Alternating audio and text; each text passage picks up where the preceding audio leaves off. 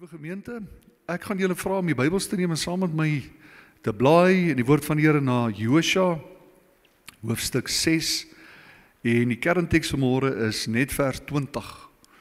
Josua, hoofstuk 6, vers 20, julle sal sien dat hierdie week die tweede gedeelte van die boodskap van ons reeks kom uit Josua hoofstukke 5 tot en met hoofstuk 8, en ons sal volgende week gaan ons 'n bietjie stilstaan by die res van die hoofstukke, so ek wil jou uitnooi om hierdie week 'n bietjie te gaan lees deur daai hoofstukke, gaan delf deur die teks, maak notas soos wat die Here met jou praat, en jy ontdek dalk ander dinge wat die Here nie op my hart gelê het nie. Net hierdie een vers vanoggend dan, hoor wat sê die woord van die Here. Toe skreeu die volk, en hulle het op die horings geblaas, en toe die volk die geluid van die horings hoor, het die volk 'n groot krygsgeskreeu aangehef, en die muur het op sy plek ingeval, en die volk het in die stad geklim, elkeen reg voor hom uit, en hulle het die stad ingeneem. Nou, liewe gemeente, verlede week, vir die van julle wat hier was, geluister het na die aanlyn boodskap, sal onthou dat die volk van Israel nou amptelik deur die Jordaanrivier, droogvoets deur die Jordaan getrek het. En die titel van verlede week se boodskap was Tree in. Tree in. Die Here het beloftes vir sy volk, die Here het beloftes vir ons lewens, die ganse skrif is vol beloftes. Paulus sê al daardie beloftes is ja en amen in Christus. Met ander woorde, dit behoort aan ons as God se kinders. En die Here wil hê dat jy in daardie beloftes moet intree. Maar om die beloftes van die Here vir ons lewens in besit te neem, vra dat ons moet groei. Ons kan nie in talle van hierdie beloftes loop dit in besit neem as daar nie eers groei in ons lewens plaasvind nie. Geestelike groei, en natuurlik weet ons dis die fokus, eerstens, maar daarna ook emosionele groei wat daarmee saamgaan, want God kan wonderlike dinge in ons geesmens doen, maar daai geesdinge moet tot uitdrukking kom deur ons sielsdimensie, en daarom is dit ook nodig dat ons, Paulus sê by geleentheid, hy sê werk julle eie heil uit met vrees en bewering. Die woord wat hy daar gebruik, vertaal ook met die saligheid van ons siele. Die sielsdimensie is jou en my verantwoordelikheid. God het reeds alles in die gees aan ons beskikbaar gestel, maar ons verantwoordelikheid is om toe te sien dat die uitdrukking daarvan deur ons sielsdimensie, ons emosionele wêreld, dat ons ook sal groei en dat die twee mooi sal saamgroei tot die volle beeld van Christus. En natuurlik nou het die volk deur die Jordaanrivier gegaan, hulle het klippe geneem, kan ek net bietjie sien, het iemand hulle klip saamgebring vanmôre? Ek moes eintlik gevra dat julle klippe bring. Maar is daar iemand wat 'n klip gebring het vanmôre? Kan ek net sien? Jog, jy gaan my gunsteling lidmaat wees as jy dit gebring het. Is daar iemand wat wil maak of hulle klip saamgebring het? Ek soek net iemand. Nee. Ons het verlede week het ons gesê dat elke ou vir homself, en as jy gelei gevoel het, vir 'n klip moet kry, want hierdie is jou gedenksteen vir groei in 2026. Nou, ek het hom gaan sit daar op my lesenaar, hy lê op die bedkassie, en ek het al klaar 'n accountability partner gekry. Nou my eerste accountability partner is my vrou. Nou ek moet nog besluit of ek alles gaan disclose aan haar, maar sy is my eerste. Soos die klip op die tafel is, dan weet sy, is tyd om te luister, en ek gaan praat, en ek gaan vir haar vertel alles wat die Here vir my gesê het in my stilte tye, oor my groei na gees, siel en liggaam, en sy gaan my accountable hou op 'n liefdevolle manier, en so wil ek jou aanmoedig, as jy nog nie iemand het nie, om vir jou ook iemand te kry. Maar, soos ons deur die Jordaan, ons het 'n besluit geneem, ons stap in die geloof, ons het gesê, ons verbind onsself tot groei, in 2026 in die water van die Jordaanrivier het toegemaak.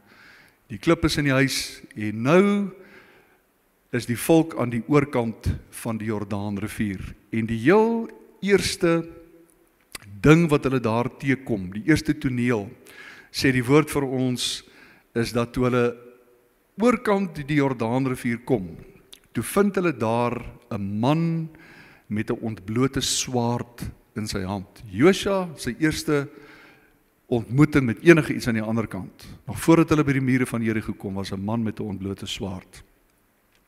En natuurlik weet ons dat tot hiertoe was die ark so op 'n distansie voor hulle uit gewees. Die teenwoordigheid van die Here was in hulle midde gewees, in die vorm van die ark van die verbond, die priesters en die leviete, maar hulle het gevolg, die ark was voor, hulle het op 'n afstand gevolg, en maar nou verander die toneel. Hulle is nou in die beloofde land, en nou gaan hulle 'n klompie dinge teekom, wat gaan probeer verhinder dat hulle die beloftes in besit neem, wat gaan verhinder dat hulle groei. En daar gaan tye kom in jou lewe in hierdie jaar, dat jy gaan voel, dinge raak nou bietjie rof vir my. Dis een van die goed, dat wanneer jy jouself verbind tot groei, moet jy maar weet, dat groei is ongemaklik. As jy kies om buite jou gemaksone te leef, dan gaan dit met pyn gepaard, maar die Here is met ons, en om vir ons te verseker dat hy met ons is, sê die woord vir ons, kry Josua hierdie man met 'n ontblote swaard, en Josua staan oog tot oog met die Bybel noem hom die leervors van die Here. Ons gaan nou ietsie meer oor hom sê, en dit sê vir ons, nadat hierdie man vir Josua gesê, trek uit jou skoene, jy is op heilige grond, dat hierdie heilige grond vir ons sê, en hierdie man met die swaard wat naby gekom het, dat hierdie fase wat nou aanbreek in die proses van groei, gaan gepaard met stryd. Jy kom nie met 'n swaard na 'n toneel toe, as daar nie 'n rede is om te verdedig of om aan te val nie. En dit sê vir ons al klaar, dat dit 'n leidraad vir ons gee van dit wat aan die ander kant van die Jordaanrivier lê, en wat jy en ek potensieel kan ondervind in hierdie volgende fase van groei in ons lewens. En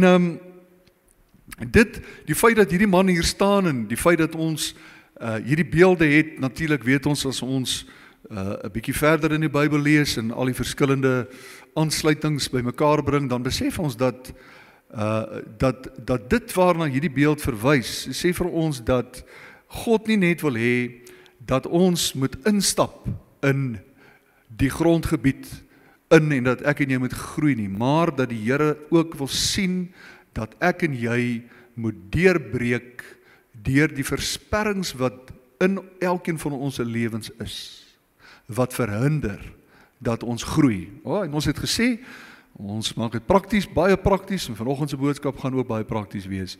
Ons wil aan die einde van 2026, wil elkeen van ons kan terugkyk na hierdie jaar en kan sê, ek het hierdie jaar gegroei. Ek het nie op dieselfde plek geestelik waar ek was toe ek begin het in 2026 nie. En dit geld nie net vir die jong mense nie, dit geld ook vir ons oues vandag. En jy kan, as jy nota wil maak daarvan, is jy welkom om dit neer te skryf. Ek vind hierdie pragtige teks in Psalm 92. Hoor 'n bietjie wat sê Psalm 92 vers 13 tot 15. Dit is vir ons mense wat al 'n bietjie ouer en gevorderd in die jare is. Hoor wat sê die skrif? Sê die regverdige sal groei soos 'n palmboom. Hy sal opgroei soos 'n seder op die Libanon. Geplant in die huis van die Here sal hulle groei in die voorhoewe van ons God. En hoor nou vers 15, hier kom die goeie nuus vir die gryses. In die gryse ouderdom sal hulle nog vrugte dra. Hulle sal vet en groen wees om te verkondig dat die Here reg is, my rots, en in hom is geen onreg nie. So moenie vanmôre hier sit en sê, ag, ek is nou oud, ek is nou op pensioen, ek is nou al 80 en ek staan nou so na die langbome se kant toe en hulle wink vir my. Nee, die woord van die Here sê tot in ons in die hoogjare, tot wanneer ons grys is, sal ons nog groei. Dis die belofte van die Here aan elkeen van ons. Maar tussen ons en die belofte is hierdie mure van Jericho. En dis ook nie vreemd vir ons dat die oomblik toe die volk deur die Jordaanrivier is, het hulle dadelik weerstand beleef. Die oomblik wat ek en jy die beloftes in besit van neem, die oomblik wat ons onsself verbind tot groei, en ons besluit het om deur die Jordaanrivier te gaan, is die heel eerste ding wat ek en jy gaan teekom, is die mure van Jericho. En ons moet dit aanvaar. Niemand kan hierdie muur omseil nie.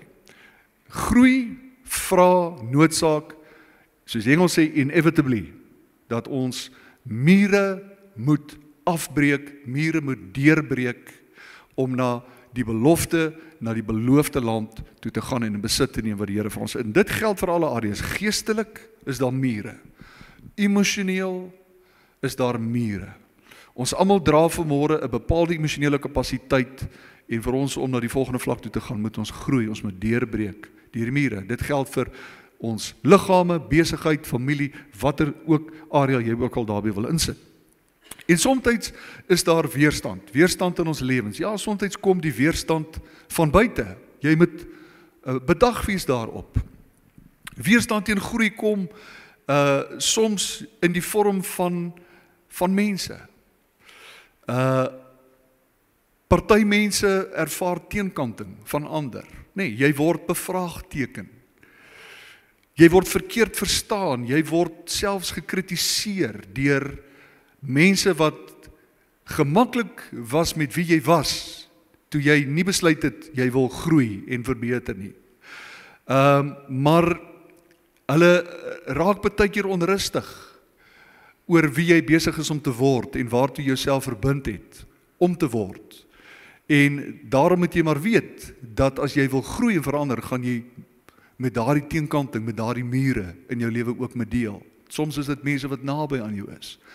Die meeste mure en teenkanting kom dikwels van die wat die naaste aan jou is. Wat te gemaklik is met die status quo, wat nie graag wil hê jy moet verander nie, want as jy verander hulle posisie relatief tot wie jy is ook. En daarom sal hulle keer dat jy nie verander nie. Ander mense beleef weer weerstand deur omstandighede, nee, jy ervaar skielik deure wat toegaan. Jy het gebid oor 'n saak, jy het leiding van die Here gekry, skielik gaan 'n deur toe, daar's vertragings. Alles het goed gegaan. Jy het geglo, jy's op spoor, jy doen alles wat jy moet doen en dan kom daar finansiële druk. Onverwags. En dinge wil net nie uitwerk nie. Nie teenstaande die feit dat jy gehoorsaam is en jy weet daar is nie bedrog in jou binnekamer nie, daar's nie sonde in jou lewe nie, daar's nie deure wat oop is nie. Hierdie dinge het net gekom uit die bloute uit, nê. Soms kom weerstand as isolasie, verhoudings wat skuif, ondersteuning verdwyn, jy voel alleen in jou keuses om vorentoe te beweeg. Maar dit is so dat daar ook tye kom wat die weerstand nie net van buitekant af is nie, en hier moet ek eerlik wees om te sê dat ek glo dat, kom ons koppel nie 'n persentasie daaraan nie, die grootste weerstand kom nie van buite nie, maar van binne. Van binne in myself as mens. Die mure van vrees is een van die mure wat die Here baie duidelik my gepraat het oor hierdie week weer. Vrees. Ons leef in 'n vreesbelaaide wêreld. Oral waar ons kom, luister mooi na die gesprekke. Daar's nie een van ons wat vanmôre hier sit wat nie vrees ervaar in een of ander area van ons lewens nie. Dis 'n muur. En dis 'n muur wat jy moet deurbreek. Vrees vir mislukking. Vrees vir verandering, vrees om weer seer te kry. Ek wil nie my hart oopmaak nie. Ek gaan nie weer vertrou nie, want ek het seer gekry en dit maak seer en daarom vrees ek om weer seer te kry. Ander van ons bots weer teen die muur van emosionele pyn, onverwerkte verliese in ons lewens, trauma. O, genade, broers en susters. Ons almal word deur trauma geaffekteer. Dikwels besef ons dit nie eers nie, trauma uit die kinderjare uit. Goed wat met ons gebeur het, in al die jare in die bediening, ek is bykans 20 jaar, wat ek in die bediening is, en honderde gesprekke met mense gehad in beradings. En hoeveel keer het ek nie gesien nie, elke keer, letterlik elke keer, as iemand kom met 'n krisis in hulle lewe, kan jy maar gaan sit, gaan praat, die storie luister, die storielyn vat en die goue draadjie volg terug na insidente van trauma, verlies, seer gekry, dinge wat gebeur het, dinge wat nooit verwerk is nie, trauma wat net onderdruk is, en dit het deel van identiteit geword, en dit stuur besluitneming, dit stuur ons lewens in 'n bepaalde rigting in. Ons het nooit gedeel met die trauma nie. Dis mure in ons lewens wat ons moet deurbreek. En ons moet deur dit breek, as ons die lewe in oorvloed wil hê. Ander dra weer die muur van skuld en skaamte. Ag, daar's soveel mure van trots, selfbeskerming. Trots is eintlik maar 'n manier om self te beskerm teen 'n lae eie waarde wat nooit in Christus sy ware substans gevind het nie. Ander dra weer die muur van uitputting en moedeloosheid, en so kan ons aangaan en aangaan. En hoor weer eens wat ek sê, elke keer wanneer jy deur die Jordaan gaan, elke keer wanneer jy sê, nuwejaarsvoorneme, hierdie jaar wil ek groei in my geestelike lewe, ek wil groei in my emosionele volwassenheid, in my kapasiteit, ek wil groei in my liggaam, ek wil fiks word hierdie jaar, en staan hierdie oggend op, kom jy buitekant, dan is daar 'n wolk so groot soos die hand van 'n man. Dan sien jy, hier kom donderweer, hier kom 'n groot storm. Ek kan nie gaan draf vanmôre nie, want daar sit 'n wolkie in die lug. Nee, ek grap sommer. Maar partykeer is dit die tipe weerstand, nee, wat ons kry in ons lewens om te groei. So aan die ander kant, die Jordaan, is daar altyd 'n Jerigo, 'n muur wat ons moet deurbreek. En die vraag vanmôre is, hoe breek ons deur? En ek wil 'n paar dinge vinnig vir jou gee, en jy gaan luister hierna en jy gaan besef, jong, hierdie is nie nuwe goed nie, maar dis eeueoue beproefde waarhede van God se woord, wat as ons dit toepas, sal ons in 2026, sal ons deurbreek en kan ons die land in besit neem. Alright, die eerste ene is dat ons moet besef, dat hierdie man, wat met die ontblote swaard na Josua toe gekom het, was nie sommer 'n gewone mens gewees nie. Alright. So, wanneer ek en jy op daai plek gekom het, waar ons onsself verbind het tot groei, is daar 'n oorlog wat ek en jy gaan betree. Ons moet dit besef vanmôre.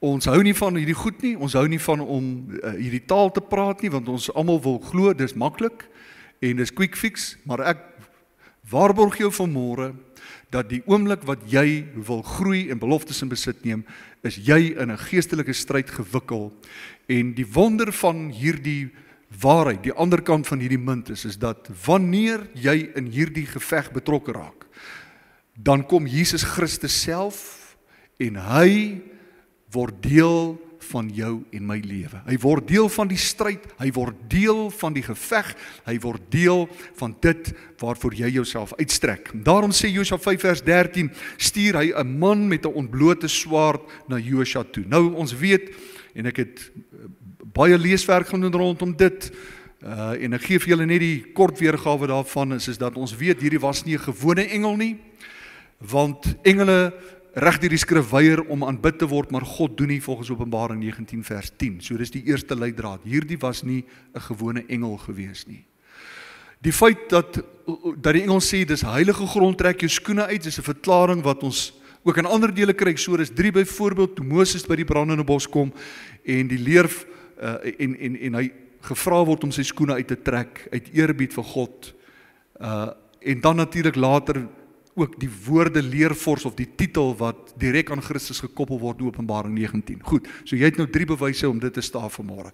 So hierdie persoon wat hier nader tree, voordat hulle in die geveg ingaan, is Jesus Christus. En ek is vanmôre hier om vir jou te sê, dat Jesus Christus, wanneer ek en jy in 'n geestelike stryd gewikkel raak, wanneer ek en jy onsself uitstrek na die beloftes van God, lei God ons nie net deur geloof in Bybelse beginsels nie, maar Jesus Christus self, die leervors van die hemel, die man met die ontblote swaard, neem sy plek langs jou en my in vanmôre. Hierdie is nie net 'n konsep, 'n vaarteorie van 'n beginsel waarin ek glo nie, hierdie is 'n persoon.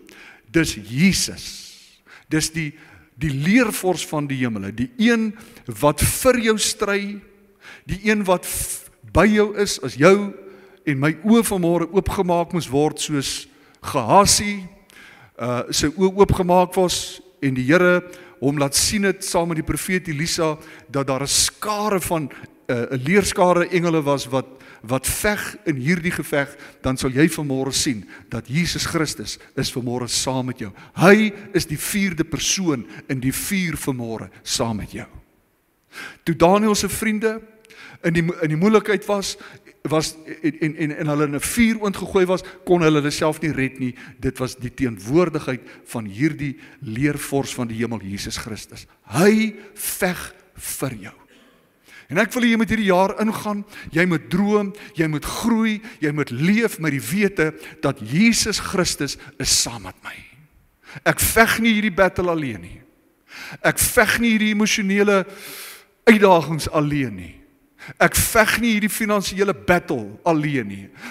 Ons los hom nie by die kerk en maandag as jy by die werk instap, dan bly Jesus daar nie. Jesus gaan saam met my na die bousite toe. Jesus gaan saam met my na die klaskamer toe. Jesus veg vir my, hy veg saam met my. En ek wil jou herinner vanmôre dat hierdie Jesus, sy teenwoordigheid juis vir ons sê dat hy homself verbind daartoe om te sien dat ek en jy nie net instap nie, maar dat ons deurbreek en dat ons lewe in oorvloed kan hê. Wie van julle, as daar iets is wat ek begeer meer as alles, is dat ek in 2026 die lewe en die oorvloed waarvan Johannes 10 praat, dat ek dit sal ervaar. Dat ek vrede sal hê wat alle verstand te bowe gaan. Dat ek maak nie saak wat die situasie is nie. Maak nie saak wat die storm is nie. Maak nie saak wat die gebrek is of die krisis is nie. Dat ek triomfantlik sal wees. Dat ek sal meer as 'n oorwinnaar sal wees, en omdat ek weet dat Christus saam met my is, en hy waarborg dit. Hy sê ek wil dit vir julle gee. Die dief het gekom om te steel en te slag en te verwoes, maar Jesus sê ek het gekom dat julle lewe en dat julle lewe in oorvloed mag hê. Maar ons moet vanmôre besef, broers en susters, en dit is dat nie alle stryde wat ons stry in die lewe, nie alle uitdagings wat ons in die oë staar, is fisiese uitdagings. Nie weet die Here het ons ongelooflike vermoëns gegee. Nou ek dink pretty much 'n groot gedeelte van ons lewe op aarde kan ons nie noodwendig sê, verstaan my reg as ek dit sê, luister na die hele storie tot, dan sal jy die konteks verstaan, is dat die Here vir ons autonome gemaak het, die aarde vir ons gegee het, gesê, daar is die aarde gaan heers, ek gee julle intellek, ek gee julle intuïtiewe wysheid, kennis, vermoëns, talente, gawes, persoonlikhede, my gees is in julle ingeblaas en dis meer, so, daar's hy, gaan doen julle ding, julle het 'n gesonde verstand gekry, gemaak keuses, neem besluite, gaan verwerf julle rykdom, ek sal julle hande werk, julle arbeid seën, daar's niks bo-natuurliks daaraan nie, dis reeds ingebou in die vermoë wat God aan die mens gegee het. Verstaan jy wat ek bedoel daarby? Ja. Maar, en soms is daar krisisse wat opduik, soos die bees wat by die draad uitgebreek het en oor die pad is, dan help dit nou nie, ek gaan bid en vra dat die Here die engele moet stuur om hom te kom haal, of ek gaan soek een of ander groter geestelike rede agter dit nie. Nee, dood eenvoudig, ek moet in my Hilux klim, ek moet 2 werkers saamvat, ons moet ander kant gaan, ons moet die bees terugbring, ons moet die draad regmaak en ek kan my koffie gaan drink by die huis. Nee, dood eenvoudig. Maar soms is daar dinge wat in ons lewe gebeur, wat nie 'n fisiese verklaring het nie. Soms is daar dinge wat gebeur in ons lewens, wat deur die geesteswêreld bestuur word, vasgehou word, 'n invloed, 'n uitwerking op ons lewens het. En dikwels hel mense oor na een van 2 kante toe. Alles is of geestelik, elke klein dingetjie is geestelik, ek loop verby die blommetjie, ek sien die blommetjie is toe, maar hy moes al oop gewees het, ek wonder wat kan dit beteken. Ek loop in die huis en my vrou is bietjie nikkerig en ek vra vir myself, ek wonder wat kan dit beteken. So, aan die een kant hel mense heeltemal na die geestelike kant, oor alles is geestelik. Ons soek 'n geestelike verklaring vir alles.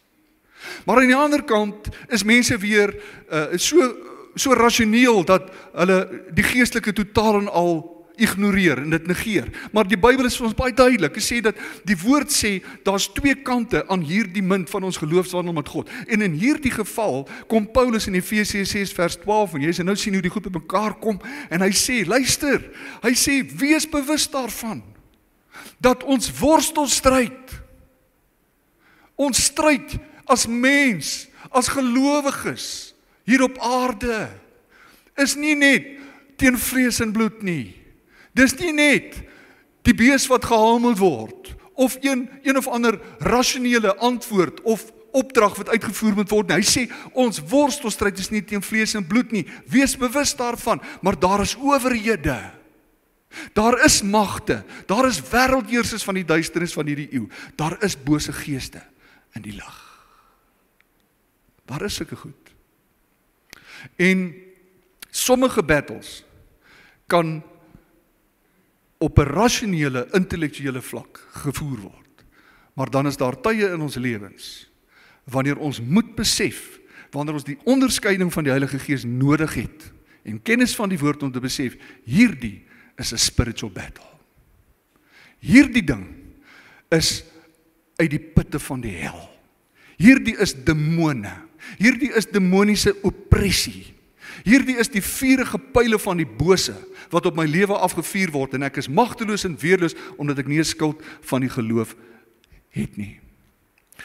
En daarom sien ons in die teks, en ek wil dit vinnig deurtrek daar, is dat die heel eerste ding wat Josua vir die volk sê hulle moet doen, God sê dit aan Josua, Josua sê dit aan die volk, kry ons in Josua 6, is hulle krygsmanne opgestel. Krygsmanne. Nou, wanneer ons die Bybel lees, die Ou Testament in besonder, wat baie simbole taal het, en baie tipes wat in die Nuwe Testament verstaan word, alleenlik as ons die Nuwe Testament lees, dan sien ons dat krygsmanne dikwels gebruik word in die Nuwe Testament as 'n beskrywing en 'n heenwysing na mense wat geposisioneer is, spesifiek vir die geveg. Die priesters was daar, die ark was daar, die ark van die verbond was daar gewees, die leviete was daar, die Juda was daar, die lofprysers was daar gewees, maar hier word krygsmanne opgestel, voor, agter die ark van die verbond, en hierdie manne word opgestel om die ruimte te beskerm, luister mooi, waarin God se teenwoordigheid sou beweeg. En wanneer ons dit na die Nuwe Testament toe deurtrek, dan sien ons dat hierdie krygsmanne dikwels bidders verteenwoordig, dikwels geestelike aangestelde mense verteenwoordig, binne bepaalde geestelike kontekste, wat veg vir die ruimte waarbinne God se mense werk en beweeg. In ons konteks is dit die intercessors. Dis 'n bediening, dis 'n gawe wat God aan die liggaam gegee het. Dis nie net voorbinding nie, intercessors is mense wat bid onder die leiding van die Heilige Gees. Dis mense wat 'n bietjie meer doen as net om te bid vir die tafel, vir die kos op die tafel en vir die manne op die grens. Hierdie is ouens wat hoor by die Here. Wat die Heilige Gees wat hoor wat sê God se Gees. Waar is die gebreekte mure van samelewing? Waar is daar ewels in ons samelewing? Waar is die vyand besig om aan te val? Waar is die liggaam van Christus? Waar is hulle weerloos gelaat deur sonde? Deur geestelike louheid en dies meer, intercessors, krygsmanne. En ek wil vanmôre, ek noem dit vanmôre, want ek wil vir jou vanmôre sê, luister, 'n kerk, 'n huis sonder 'n intercessor is 'n stad sonder bewaking. En jy sit ook vanmôre en jy sê, maar ek is nou nie 'n intercessor nie. Goed en wel. Maar ek glo dat elke een van ons binne die raamwerk van Nuwe Testamentiese priesterskap 'n funksie het, 'n rol het om te vervul binne die verwysing van intersessie. Iewers is daar 'n muur wat stikkend lê in jou huisgesin. Iewers is daar 'n kraak in die muur van jou huwelik. Iewers is daar 'n kraak in die muur van jou gesin. Iewers is daar 'n muur wat besig is om oor te leun en oor te val. En luister hier vanmôre, sekere battles kan nie geveg word deur die kinders om 'n tafel te kry en die leviete voor te lees nie. Sommige battles kan alleenlik geveg gewen word as jy 'n intercessor word en jou binnekamer ingaan en besef die geveg is nie teen vlees en bloed nie. Die geveg is anderkant, die realm van die sienlike. Daar is 'n wêreld aan die ander kant, wat 'n invloed uitoefen op ons wêreld aan hierdie kant. En daarom wil ek vanmôre vir jou sê, pa en ma, 'n huis waar daar nie gebed is nie, is 'n weerlose huis. 'n Huis waar daar nie intersessie is nie, is 'n weerlose huwelik. 'n Gemeente waar daar nie intercessors is nie, is 'n gemeente wat gapings in 'n muur het, plekke waar die vyand kan inkom om te steel, te slag en te verwoes. En daarom het hulle die krygsmanne opgestel. Kan ek jou vra vanmôre, ma, is jy krygsvrou vir jou huis? Pa, is jy krygsman vir jou huis? En ek wil vanmôre vir jou sê, en ek het dit al by 'n vorige geleentheid gesê, en ek het die conviction in my gees gekry, ek het gevoel, die Here sê dit vir my, en ek het nie vanmôre skrif om te sê, hierdie 2 of 3 skrifte nie, ek glo dit kan afgelei word in die grotere konteks, maar ek glo daar is sekere dinge, wat net kan skuif in 'n huis geestelik, as pa vir daardie huis bid.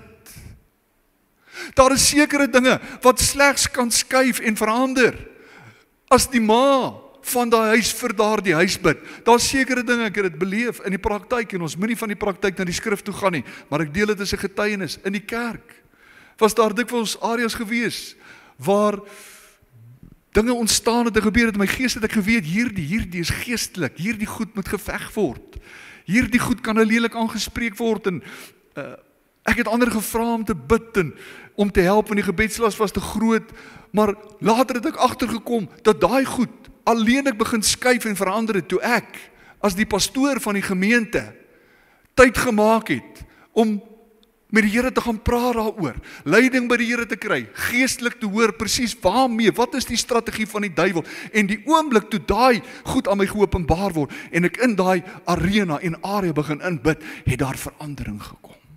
Ek sê dit, omdat ek dit uit ervaring, eerstens ervaring uit sê. Daar's sekere goed wat pa nie kan delegeer aan ma nie. Daar's sekere goed wat ma nie kan delegeer aan pa nie. If you don't pray, if you don't become the intercessor, it will never change. God is mighty to change it, but if you don't pray, God will not move. God het gebed as kanaal gegee, aangestelde gesag, hy werk in ordes, hy werk deur bepaalde kanale. Ek wil nie te veel tyd op dit spandeer nie, maar ek voel die Here lê dit op my hart. Ons moet die bediening van intersessie opneem opnuut. Alraai, dan 3 dinge, wapens. Daar's baie wapens. Maar ek wil vanmôre die 3 gee wat uit die teks uitkom. En jy gaan nou sê, alraai, maar ek weet hierdie goed, maar dis great. Dan is my vraag, my respons aan jou, pas jy dit nog toe in jou lewe? Alraai, die eerste wapen wat ek en jy hierdie jaar moet inspan, as ons wil deurbreek, is die woord van God. Is die woord van God. En broers en susters, dis nie vreemd dat die engel van die Here daar opgedaag het nie. Dis Jesus. Johannes 1 sê vir ons, in die begin was die woord, en die woord was by God in het vlees geword. Daai woord in die grondtaal is die woord logos. Dit verwys na 'n persoon, nie net 'n geskrewe woord nie, dis Jesus Christus self. En daarom, as jy hierdie jaar wil deurbreek in areas van jou lewe, gaan jy moet begin by die woord van God. Dis die woord van God wat die leuns vernietig.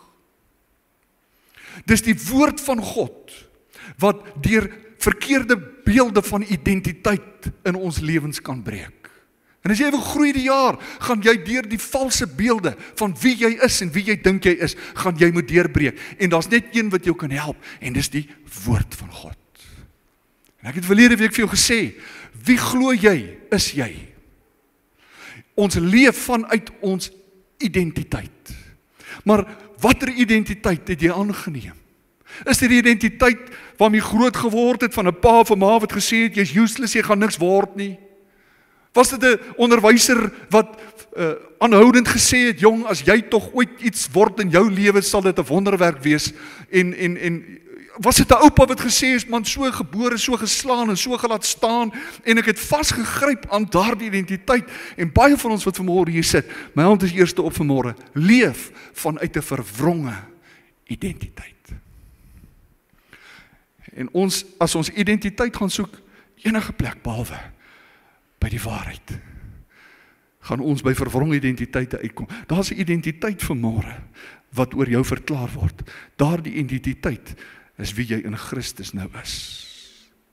En daarom moet ons by die woord begin, en ons moet by die woord bly. Ja, baie van ons sit vanmôre hier vas in skaamte en skuld, jaar in en jaar uit. Terwyl die woord baie duidelik vir ons sê dat die wat in Christus is, as ek gedeel het met my sonde, ek het dit bely, ek het vergifnis gevra, ek het berouvol na die Here toe gekom. Ek het dit neergelê uit opregtheid. Dit beteken nie dat ons nooit weer gaan struikel en val nie. Dan sê die woord vir ons, daarom dan as iemand in Christus is, dan is hy 'n nuwe skepsel. Kom kerk, die ou ding het verby gegaan. Daar is dan nog geen veroordeling meer vir die wat in Jesus is nie.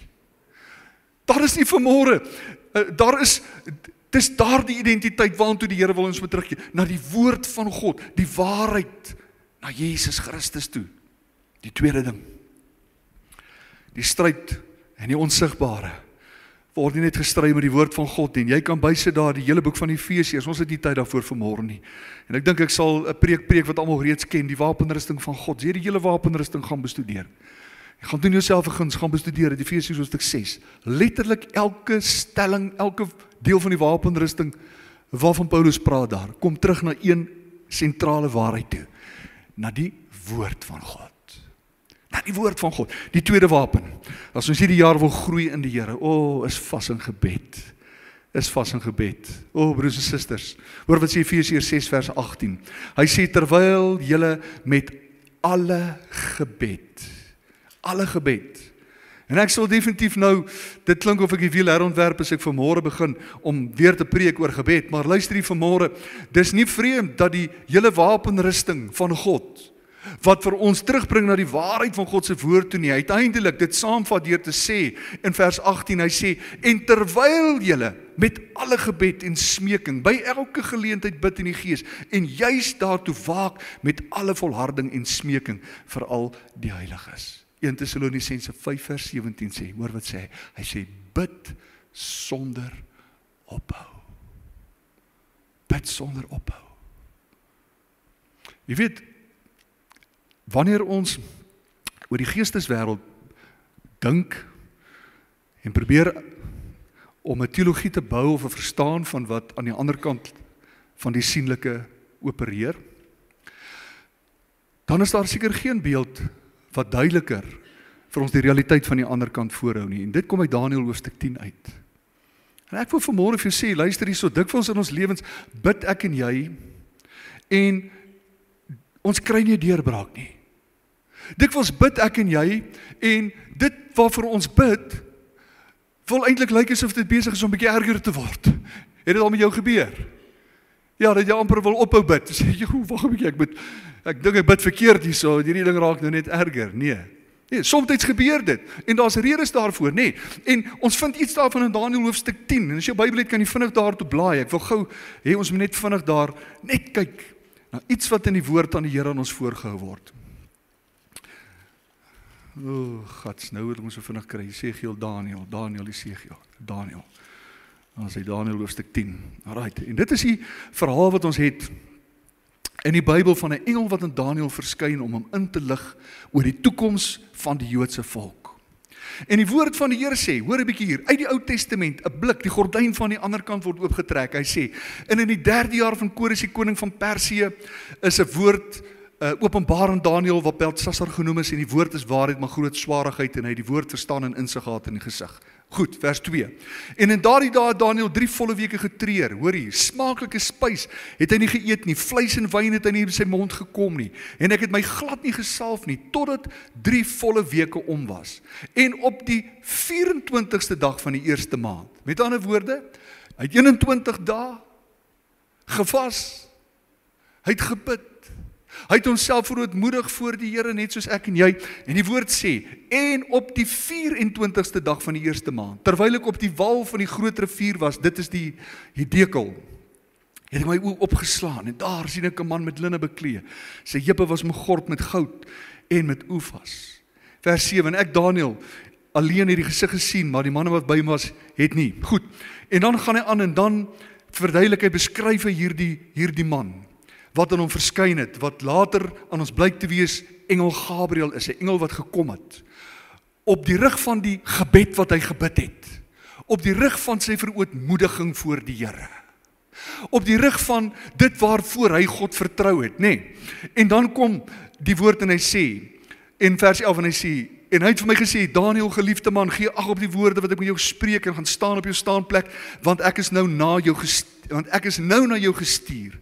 En terwyl hy hierdie woorde met my spreek, het ek bewende gaan staan. Toe sê hy vir my, wees nie bevrees nie, Daniël, want van die eerste dag af dat jy jou hart daarop gerig het om ag te gee en jou voor die aangesig van jou God te verootmoedig, is jou woorde gehoor en om jou woorde ontwil het ek gekom. Halleluja, hoor jy wat ek hoor? Die oomblik toe hy begin bid het die hemel gereageer. Broers en susters, ek weet nie wat dit vir jou hart doen vanmôre nie. Dit sê vir ons dat ons gebede word gehoor in die hemel.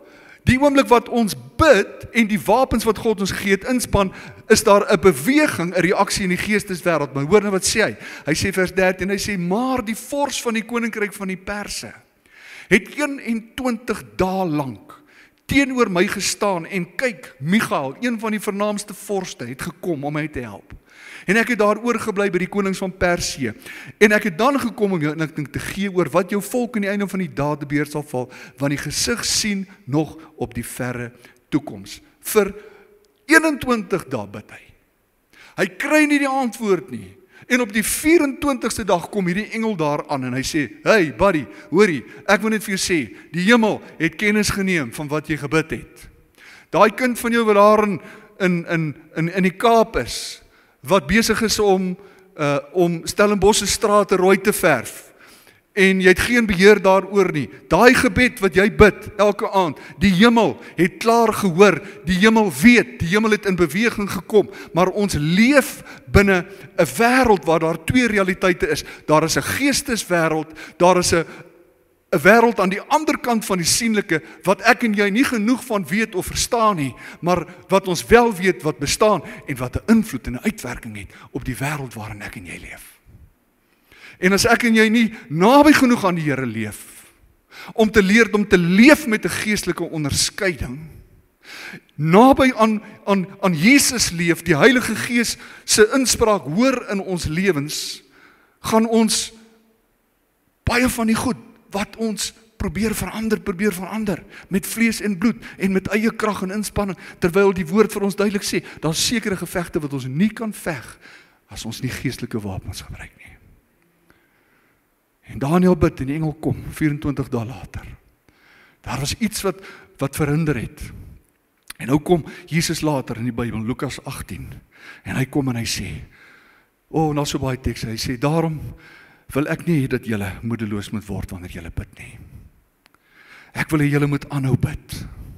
Hy sê, want op die regte tyd, op die bestemde tyd, as die seun van die mens kom, en hy geloof op die aarde vind, en ons nie verslap het, en nie opgehou het om oorlog te voer, en God op sy woord te neem, en te bly vertrou, en te staan op die waarheid van God se woord nie. Hy sê, wanneer ek kom en ek geloof vind, sê die Here, dan sal ek dit waarvoor ons gebid het, sal hy die antwoord en die deurbraak vir ons gee.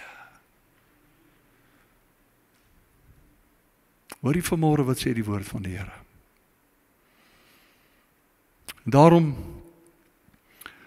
wil ek hierdie jaar, wil ek jou aanmoedig, om die tye van gebed en vas, nie sommer maar net as nog 'n tyd te sien, maar as 'n tyd wat die Here besig is om deur jou gebede, die geesteswêreld te aktiveer, vir die wonderwerk, waarvoor jy God vertrou in hierdie jaar. En dalk het jy moeg geword, dalk sit jy vanmôre en jy sê, Here, ek gee op, ek het nie meer krag oor nie. Dan wil ek jou vanmôre kom bemoedig en vir jou sê, van die eerste dag af wat jy gebid het die hemel gereageer. En luister hier vanmôre, God is getrou. Wat sal doen wat hy gesê het, hy sal doen in jou lewe. As jy bereid sal wees om aan te hou, om hom te vertrou en vas te hou aan sy woord. En daarmee gaan ek afsluit vanmôre. Daar's nog 'n derde punt, maar die tyd het gevorder. Ek wil hê ons moet gou die oë net sluit, net daar waar jy sit vanmôre, net vir 'n oomblik. Ja, my Vader, ek knip my boodskap kort.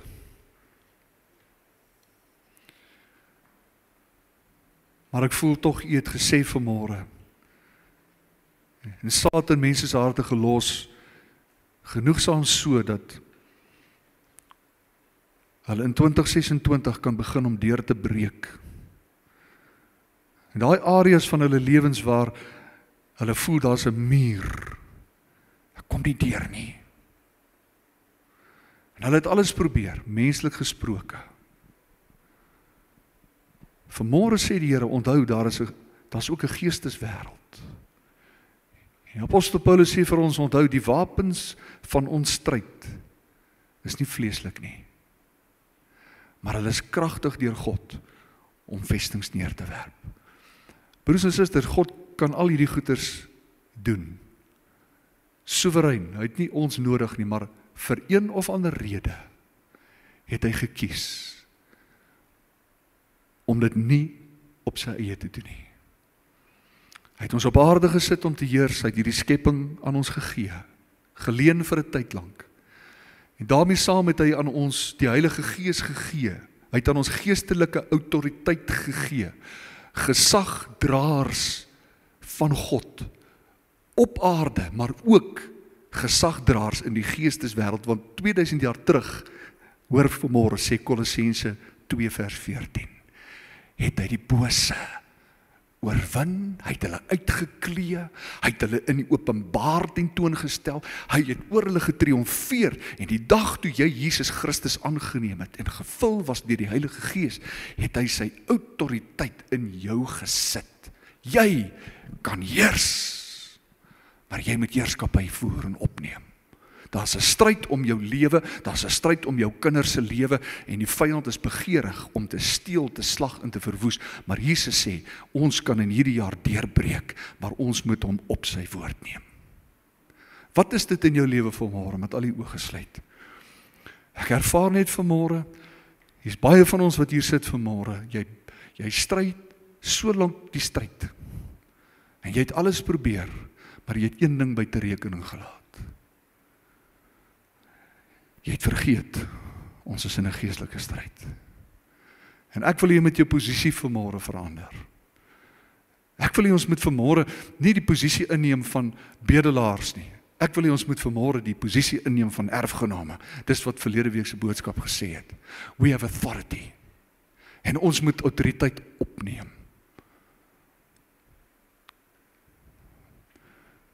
Al die oë gesluit, as jy vanmôre hier sit en jy sê, Here, ek moet deurbreek in hierdie area van my lewe hierdie jaar. Niemand weet daarvan nie, en dis fyn nie vir niemand te sê nie. Jy weet waaroor dit gaan. Dan wil ek jou vanmôre vra om saam met my op jou voete te staan. Ek staan reeds. Jy moet deurbreek hierdie jaar. As iets waarvoor jy God vertrou. Jy kan dit nie doen met menslike krag nie. Vlees en bloed gaan jou nie daar bring nie. You need to start fighting the battle with the weapons of God. Met al die oë gesluit, net daar waar jy staan. Ek wil jou vra vanmôre. Ek kan dit net fasiliteer. Bring daai saak vanmôre na die Here toe. Kom kerk, asseblief. Sê, Here, hier is dit, hier is my saak. Ek kom vanmôre, en eerstens kom onderwerp ek my aan die waarheid van die woord. Die regverdige sal deur sy geloof leef. Dalk sien jy jouself nie vanmôre soos wat die woord en wat Jesus jou sien nie, maar Here, my gebed vanmôre is dat elke persoon wat hier sit vandag, dat die beeld van wie hulle is in u oë vanmôre sal verander. Dat die identiteit wat hulle dra, al hoe meer sal begin oplyn met die identiteit van die hemel. My ware identiteit in Christus. Ek onderwerp my aan u waarheid, aan u woord. En nou wil ek hê, vir 'n paar oomblikke, Maritjie, ek wil jy met my kom help, en ek weet jy is ook in 'n spasie waar jy God vertrou. Maar ek wil jy moet vir my net so 'n bietjie speel, en ek wil dit net fasiliteer. Ek wil jou vanmôre vra, om vir 'n paar oomblikke saam met my geestelike oorlogvoering te doen. Ek wil jy moet vanmôre daai saak na die Here toe bring, daai muur, daai Jerigo se muur. En jy gaan hom naam gee vanmôre, so eerlik as wat jy kan. Jy gee hom 'n naam en jy sê, Here, hierdie muur moet ek deur. En die vyand het lank genoeg van my gesteel. Dis nie omdat ek nie die krag tot my beskutting het nie. Dis nie omdat ek nie die autoriteit het nie, maar omdat ek, Here, nie my autoriteit verstaan en elke dag opneem soos wat ek dit behoort op te neem nie. En Here, dit is nie complicated nie. Die Heilige Gees sê vir my nou in my gees, ek moet vir julle sê, dit is nie complicated nie. Dit is eenvoudig soos Johannes 10 vers 10. Jesus sê, ek het gekom dat julle lewe en lewe in oorvloed kan hê. En dalk is jy nog nie geoefen in die dinge van die Gees nie, en jy tree vanmôre in daai spasie in en jy sê, Here, hier is ek vanmôre. Nou maar, van vandag af begin ek die wapens van die stryd gebruik. Ek wil hierdie 21 dae, soos op dag 11, daar is nog 10 dae voor. Het jy al gevas? Het jy al gevas? Het jy jouself al verootmoedig? Het jy jou vlees so 'n bietjie stil gemaak om te ervaar wat dit beteken wanneer God krag gee, wanneer ek swak is? Verhaal van Tommy Lessing, van 'n man wat vertel 'n ware verhaal, wat verslaaf was aan drank, wat nikotienverslawing gehad het, hy was verslaaf aan pornografie. En hy hoor toe enige prediker preek wat sê, daar's verlossing wat kom, wanneer ons onsself verootmoedig voor die Here, ons buig soos 'n bissie, in totale afhanklikheid van God, en hy het besluit om met 'n hou te gee. Dag 1 goed gegaan, dag 2 goed, derde dag, op die 4de dag kon hy homself nie meer help nie, en hy het opgegee. Hy was aanvanklik baie teleurgesteld, maar 'n week later het hy iets agtergekom in sy lewe. Die krywing vir drank was weg. Die nikotienverslawing het sy houvas verloor, en sy hart het nie meer getrek in die rigting van die pornografiese nie. En snaakse ding, wat hy ook agtergekom het, is dat hy toe besef, hy was ook kwaliteit verslaaf aan koffie. Die Here het hom vrygemaak.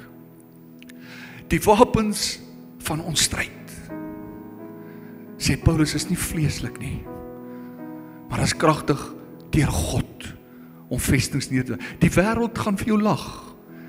Wanneer jy deur die Jordaan gaan en jy voor Jerigo kom en jy begin om op ramshorings te blaas en jy begin om te bid en jy begin om te vas en jy begin om die Here te loof en te prys, doen jy presies die teenoorgestelde van wat die wêreld sê jy moet doen om deur te breek. Maar dis waar jou oorwinning vanmôre, dis waar dit lê vanmôre. Daai saak in jou lewe. Kom kerk, kom ons praat met die Here. Kom ons neem autoriteit op vanmôre, sê in die naam van Jesus Christus. In die naam van Jesus Christus weier ek dat die vyand langer van my steel. Ek kies vanmôre om myself te onderwerp aan die woord, om gehoorsaamheid te leef aan die voorskrifte van die woord, die beginsels wat tydloos is, die wette van die koninkryk van God. Ek onderwerp myself aan die waarheid.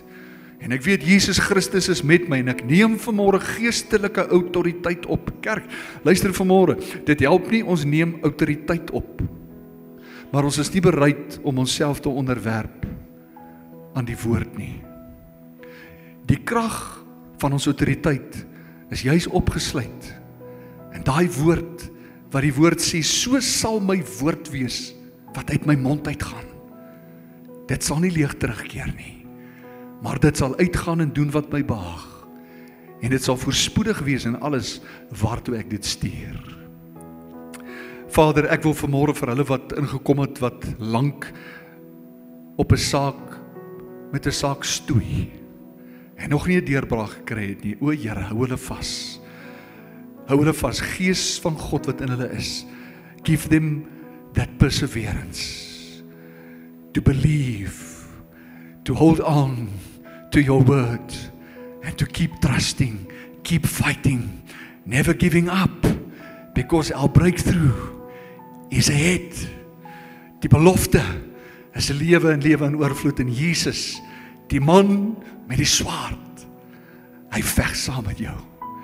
Hy staan langs jou vanmôre. En hy wil sien dat jy sal deurbreek in hierdie jaar en dat jy in oorwinning leef. Kom ons aanbid hom net, ek is klaar. Kom ons loof hom net daar waar jy staan, praat net met hom. Hy is waardig van die Heer. Stort jou hart uit. Hy is waardig van die Heer. Van U is alles Heer, en alles bring U Heer. U verdien die ere. Sê dit weer.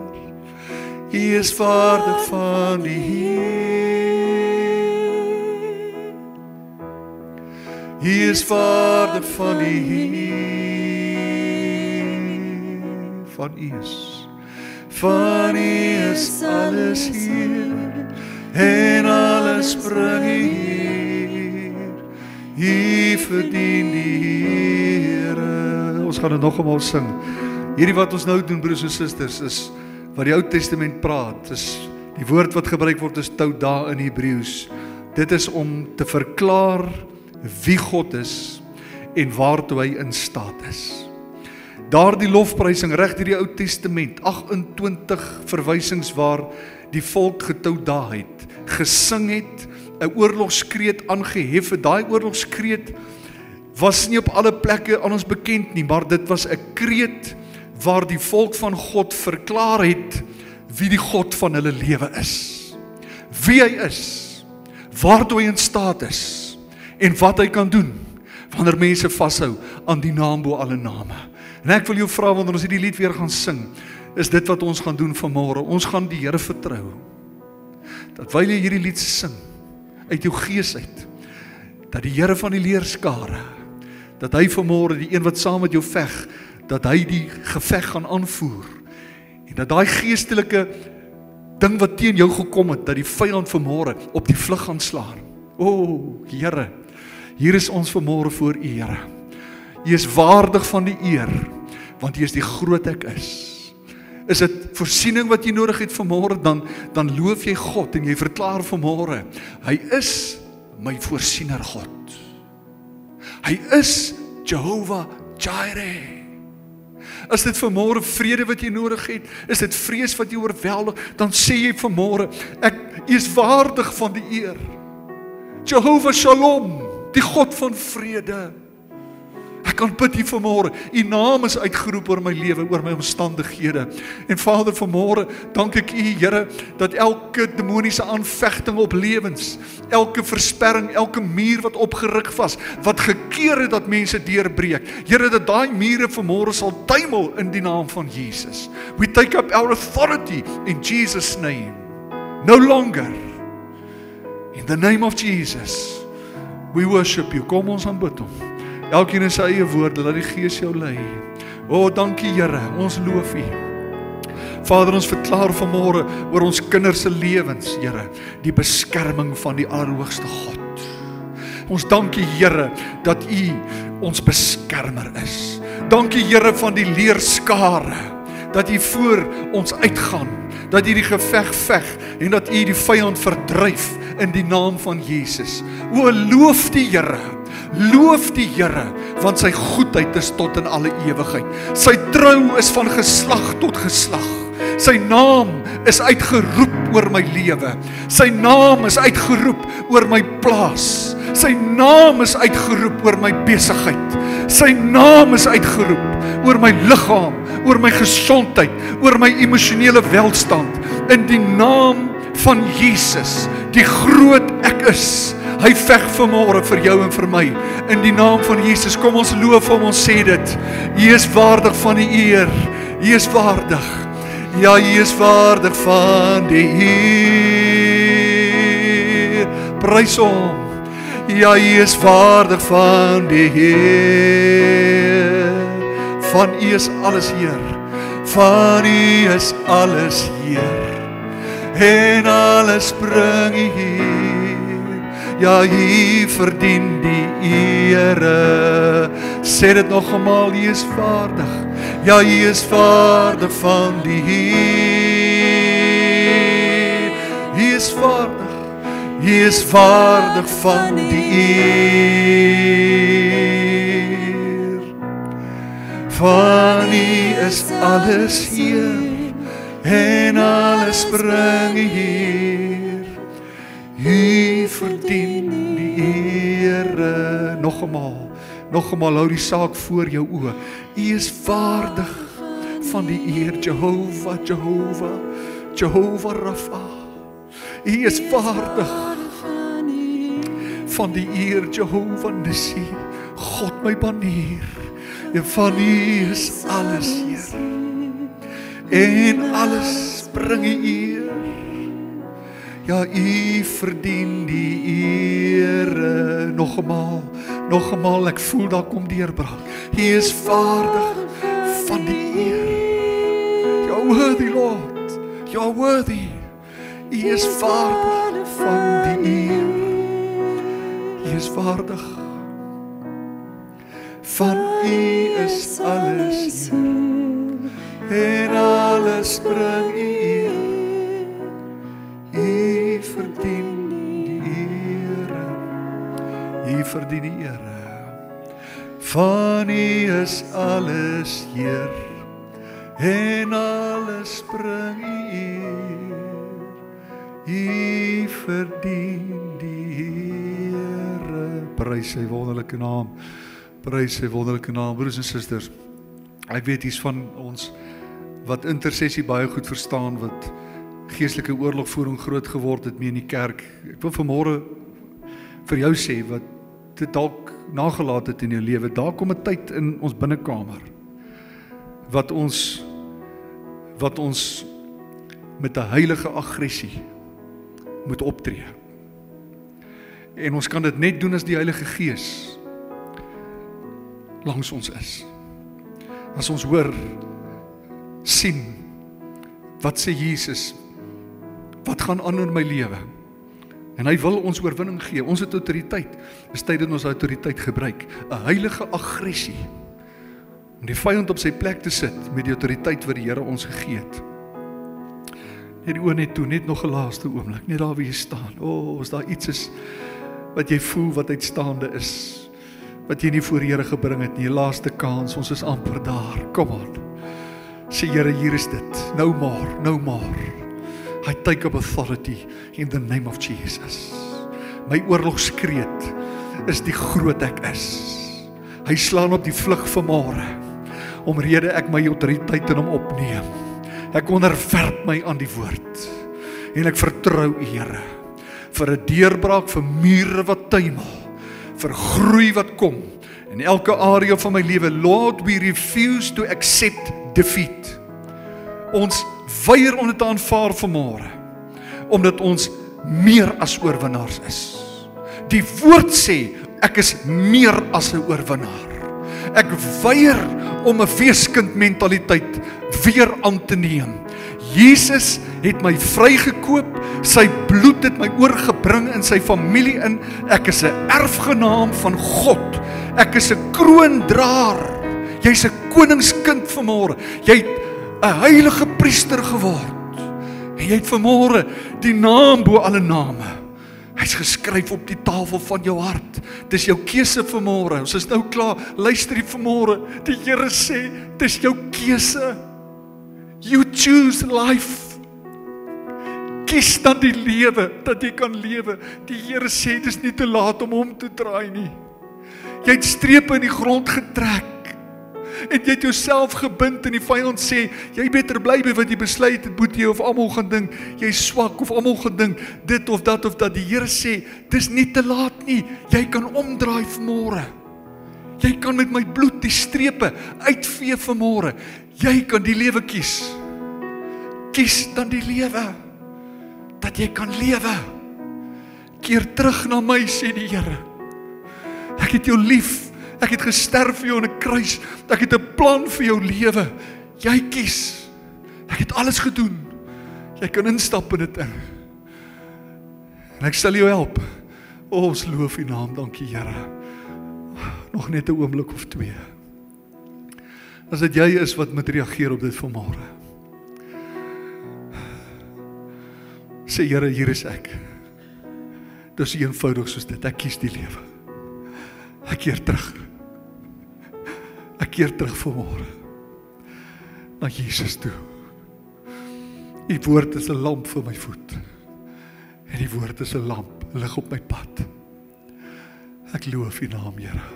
'n Laaste man, ons sing dit nog eenmaal saam. Ons bly bidend, fokus op Hom. Hy is vaardig van die Heer. Hy is waardig, Here. Hy is waardig van die eer. Van U is alles. Van U is alles, Heer. En alles bring U eer. U verdien die Here. Hy is waardig. Hy is vaardig van die eer. Ek breek deur. Hy is vaardig van die eer. Van U is alles, Heer. En alles bring U eer. U verdien eer. Vader, baie dankie vir hierdie oggend. Here, dit voel amper asof ons nog 'n uur in die teenwoordigheid kan wees. Net hoor wat U sê. Net nog byvoeg. Ons harte is gerig op U, Here. Vader, nou wil ek bid vir my boeties en sissies, dat wanneer ons hier uitstap, dat ons gaan uitstap met die mindset van 'n erfgenaam. Ons breek deur. En ons gaan nie ophou, ons gaan nie rus, totdat ons deurgebreek het. En totdat ons deur die mure van Jerigo gegaan het nie. Die belofte van die Here staan vas. En Here, ons wil daai belofte in besit neem hierdie jaar. Vader, elke persoon se omstandighede is anders. U weet presies waar die deurbraak moet kom. Dankie dat ons hier kan vertrou daarvoor, dat dit so sal wees, op grond van die woord. Vader, daar's niemand soos U nie. Ek wil spesifiek nou vra, ons baie ouens wat met ver ry, plase toe, huise toe, ek bid U hand van beskerming oor hulle. Bring ons veilig by mekaar volgende week op 'n bestemde tyd, is my gebed vir ons gemeente. In Jesus se naam bid ek dit.